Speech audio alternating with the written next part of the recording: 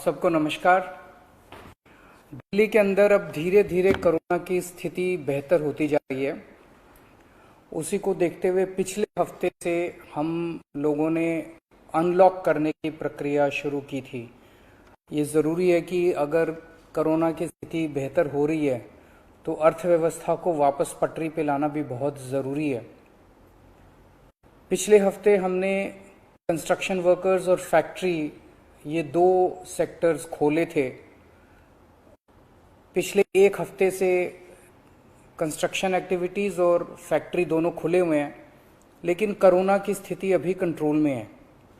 पिछले 24 घंटे में लगभग 400 के करीब केस आए हैं। 500 से भी कम हो गए अब केसेस। 400 के करीब केसेस आए हैं और 0.5% के करीब पॉजिटिविटी बची है, संक्रमण दर बची है।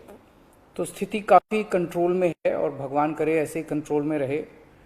तो ये वाला जो लॉकडाउन पिछले हफ्ते ऐलान किया था वो सोमवार को सुबह 5 बजे तक है।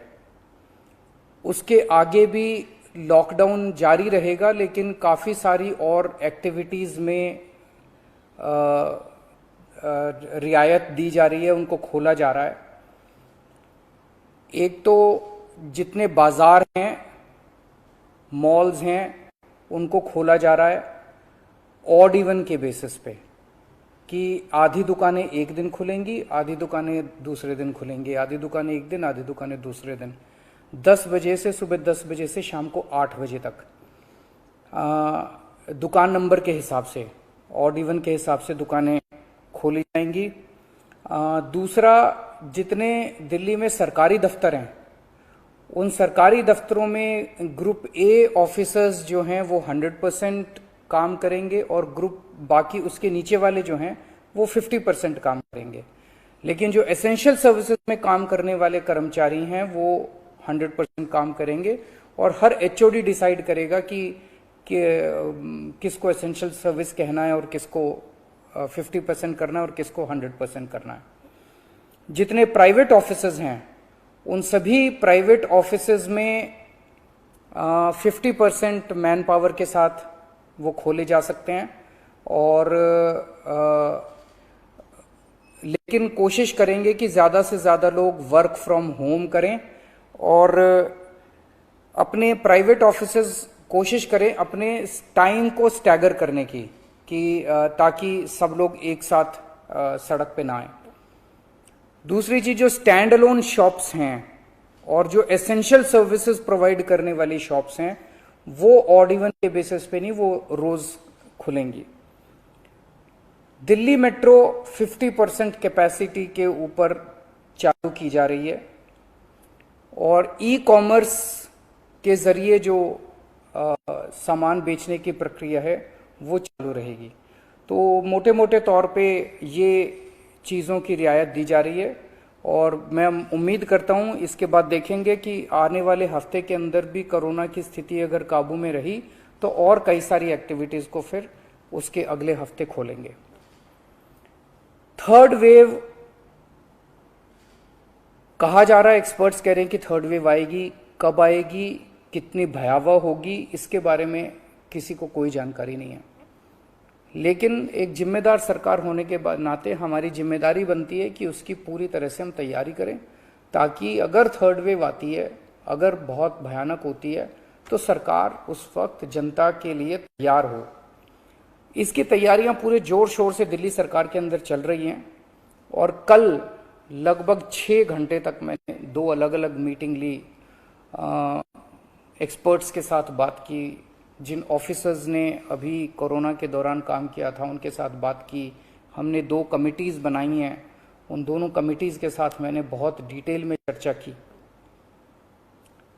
एक चीज़ हम लोगों को ये तय करनी थी, इस बार कोरोना की जो पीक आई थी, मतलब एक दिन में मैक्सिमम कितने केस आए, लगभग 28,000 के करीब केसेस आए थे एक दिन में, 22 या 23 अप्रैल के आसपास।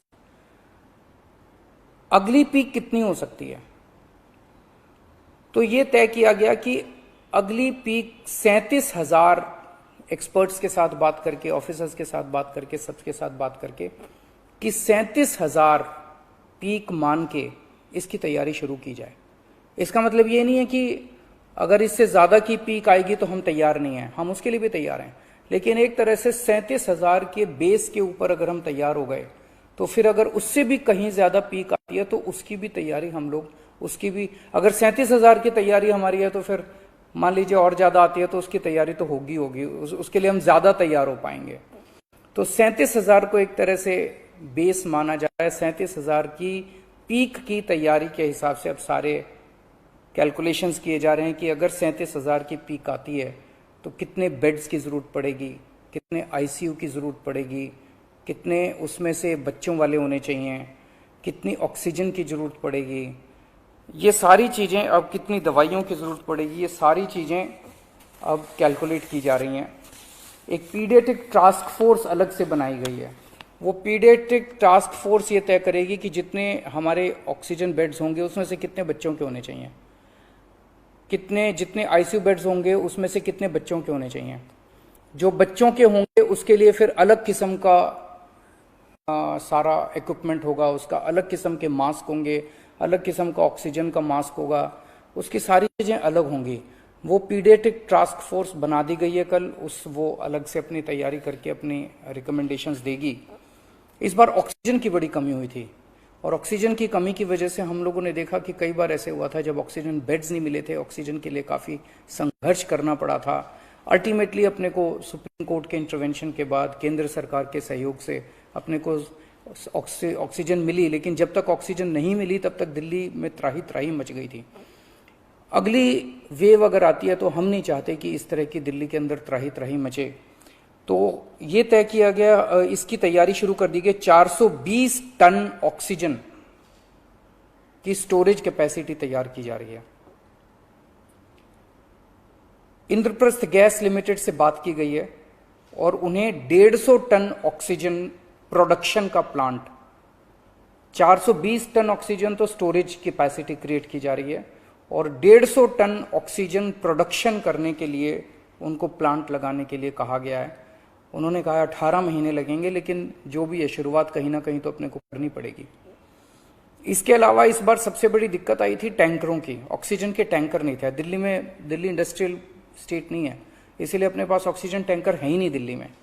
तो 25 ऑक्सीजन टैंकर्स खरीदे जा रहे हैं ताकि अगर इस तरह की दिक्कत आए ऑक्सीजन की तो हमारे पास अपने टैंकर होने चाहिए। 64 छोटे छोटे ऑक्सीजन के प्लांट्स लगाए जा रहे हैं, वो ऑलरेडी लग रहे हैं और हमें उम्मीद है कि अगले कुछ हफ्तों के अंदर, 1-2 महीने के अंदर ये 64 ऑक्सीजन प्लांट्स लग के तैयार हो जाएंगे। अब ये जो हमने डिसाइड किया कि 37,000 केसेस की पीक के हिसाब से हम काम करेंगे, तो उसके हिसाब से तय किया जाएगा कि कितने ऑक्सीजन बेड्स की जरूरत होगी, कितने आईसीयू बेड्स की जरूरत होगी। उसके हिसाब से फिर तय किया जाएगा कि कितने ऑक्सीजन सिलेंडर्स की जरूरत होगी। जैसे अभी थोड़े दिन पहले हमने 6,000 सिलेंडर चाइना से इंपोर्ट किए थे, तो और कितने ऑक्सीजन सिलेंडर्स की जरूरत होगी और कितने ऑक्सीजन कॉन्सेंट्रेटर्स की जरूरत होगी। अगले आने वाले 1-2 महीने के अंदर ढेर सारे ऑक्सीजन कॉन्सेंट्रेटर्स दिल्ली सरकार खरीदने जा रही है। दवाइयों को लेकर 2 अहम निर्णय किए गए। एक तो ये कि इस वेव में ये देखा गया कि व्हाट्सएप खूब तेजी से, व्हाट्सएप के ऊपर दवाइयां खूब तेजी से प्रिस्क्राइब की जा रही थी और उसके ऊपर मतलब बात फैल जाए कि ये दवाई बड़ी अच्छी है तो पूरे समाज के अंदर, पूरे शहर के अंदर, पूरे देश के अंदर उस दवाई की अफरा तफरी मच जाती है। तो एक डॉक्टर्स की और एक्सपर्ट्स की टीम बनाई जाएगी। अगर किसी दवाई की डिमांड होती है तो वो डॉक्टर्स एग्जामिन करके बताएं कि इस दवाई से कोरोना में फायदा होगा कि नहीं होगा। अगर डॉक्टर कहते हैं होगा तो सरकार उस दवाई को मुहैया कराने की कोशिश करेगी, और डॉक्टर अगर कहते हैं कि ये दवाई बिल्कुल बेकार है, इससे कोरोना में कोई फायदा नहीं होगा और लोग इसके पीछे भागना बंद करें, तो जनता को उसके बारे में जागरूक किया जाएगा कि इस दवाई के पीछे भागना बंद कीजिए। एक ये। दूसरा, जो जो इंपॉर्टेंट दवाइयां हैं उनकी लिस्टें बना ली गई हैं, उसका कितना बफर, कितना स्टॉक चाहिए होगा उतना बफर स्टॉक क्रिएट किया जाएगा।